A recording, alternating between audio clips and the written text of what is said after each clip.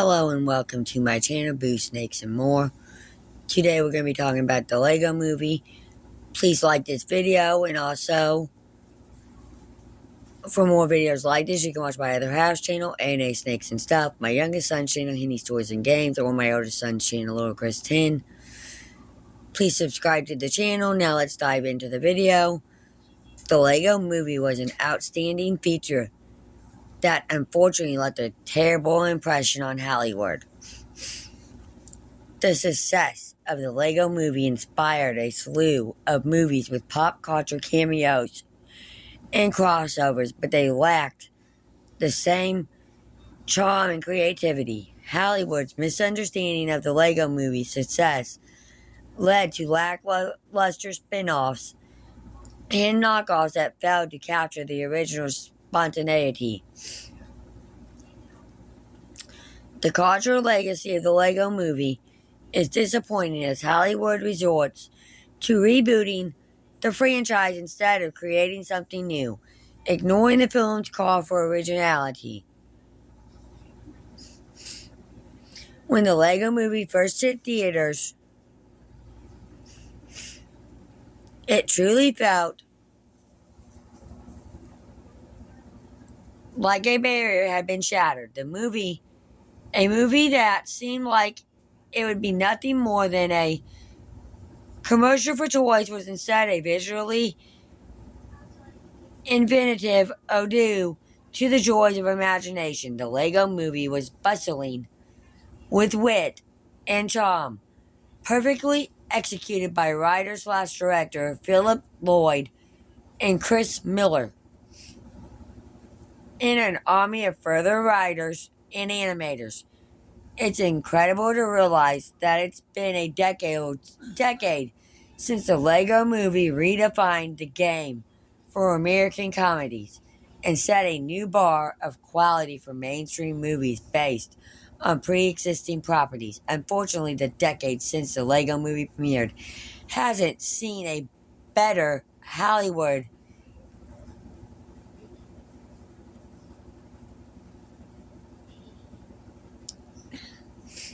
emerge from the influence of this animated feature. On the contrary, examining the last decade of American cinema, the Lego Movie unintentionally spewed a slew of terrible twins in motion pictures. As per usual, major movie studios from around the world took all the wrong lessons from a successful mainstream film that became so popular because it was daring. When risk-taking cinema becomes popular, it unfortunately tends to inspire further movies that only take surface-level details from that original movie. The Lego Movie, 10 years later, is still a comedy classic.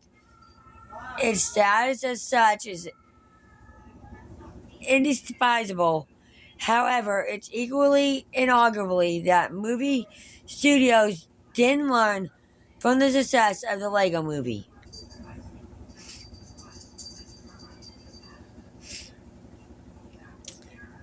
The Lego Movie, an ordinary Lego construction worker, thought to be the prophesized as special, is recruited to join a quest to stop an evil truant from gluing the Lego universe into eternal stasis. The Lego Movie spewed a slew of movies that threw pre-existing IP at the screen. Throughout the Lego Movie, there were cameos from various pop culture figures who've been rendered in Lego form, save for Lego Batman. These characters are regulated to just being amusing cameos, with most of the gags and emotional beats revolving around individuals made exclusively for the Lego Movie. Plus, the Lego Movie has a good sense to limit its larger pop culture cameos to just properties that have received real-world Lego sets, which limits how many external pop culture icons can show up here. Also, these brief appearances allow Morgan Freeman the chance to say Milhouse, and isn't that anyone wants for cinema. In 2014, such cameos felt like an inevitable consequence of making a Lego movie adaptation, not to mention a spiritual successor to the cameos of various famous cartoon characters in Framed Roger Rabbit. These titles leaned on iconic figures audiences recognized, but only a handful of such figures from very specific cultural trends, 1930s and 1940s cartoons, for Rabbit, pre-existing Lego sets for the Lego Movie. In the week of the Lego Movie, studio executives got hooked on the idea that motion pictures could throw together recognizable figures for fan service pops. After this 2014 animated movie, the word got titles like Ralph Breaks the Internet, which paused its plot for discussions involving Disney princesses, Ready Player One, which showed the Iron Giant using his laser eyes to kill people, and Space Jam: A New Legacy, which brought the nuns from the Devers and the Voldemort together for the first time. As the years went on, more and more of these movies just became dominated by crossovers, by a flow of media figures that could happen from anywhere. No longer were movies confined to just playing with a small set of pre-existing pop culture characters. Spawn, Chucky, and the Battletoads could all change into battle in Ready Player One, while Space Jam: A New Legacy used a margarine of Warner Brothers characters to show for the famous studio. Big blockbusters from the second half of the 2010s clearly wanted to take the pop culture crossovers of the Lego Movie to the next level. Unfortunately, they forgot about the charm and creativity that made those original cameos so much fun.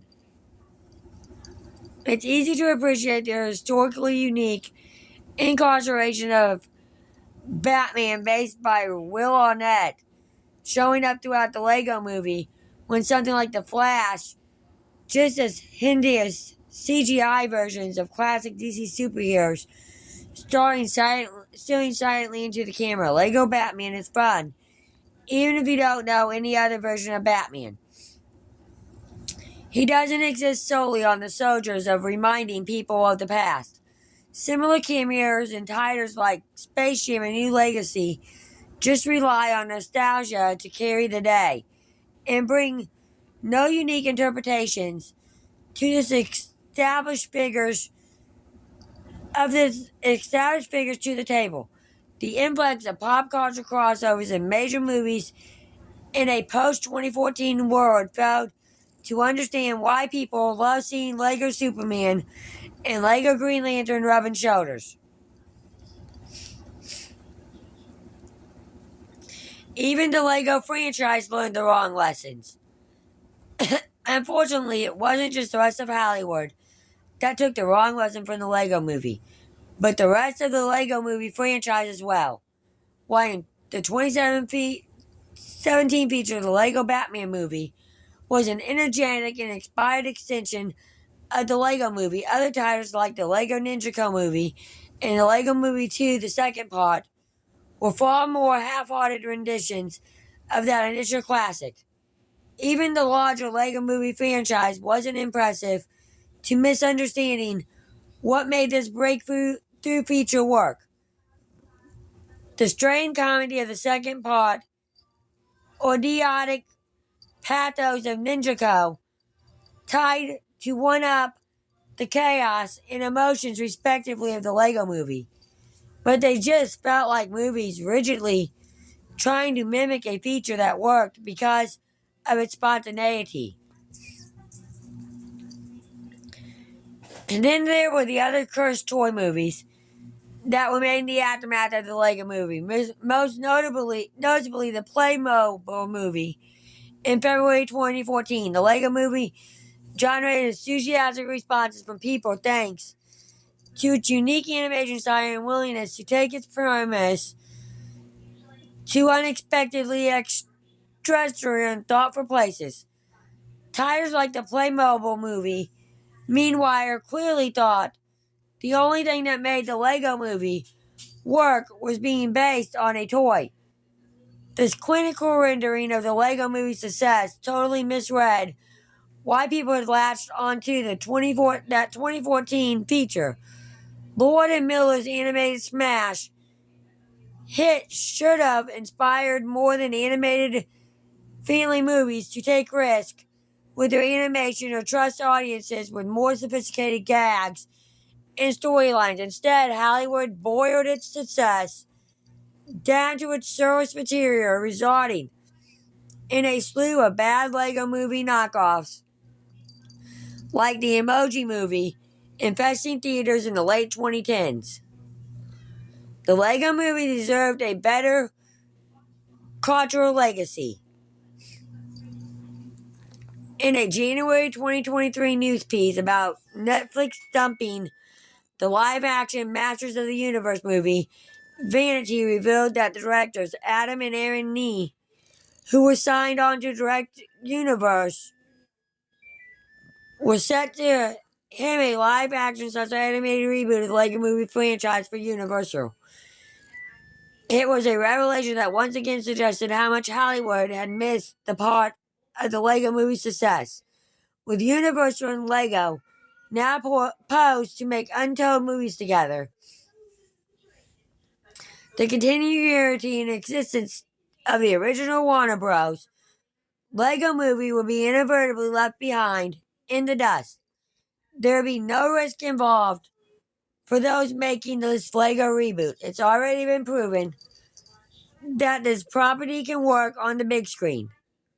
The Lego Movie paved the road for unique animated family movies, and Hollywood is eager to build on its efforts by merely rebooting the entire franchise.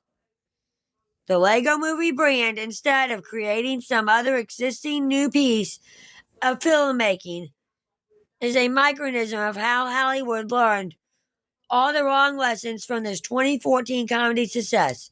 Granted, the American film industry has often latched on to terrible takeaways regarding why certain movies become big hits. However, the Lego Movie had the misfortune of arriving into theaters just as Hollywood became obsessed with IP, reboots, and endless cinematic universes as the entire feature of cinema. The Lego Movie ended with a plea from its protagonist for people to make something new out of the world and art they've inherited. Major movie studios listened to that call to arms and went in the opposite direction, instead creating divertive art like Space Jam: A New Legacy in the wake of the Lego Movie's success. Years later, it's even easier to appreciate the wit of the Lego Movie and its balance between the new and familiar in the wake of its worst knockoffs. Still, it's bittersweet to look back at on the last decade of post-Lego Movie cinema and see how Hollywood squandered properly building off this movie's success.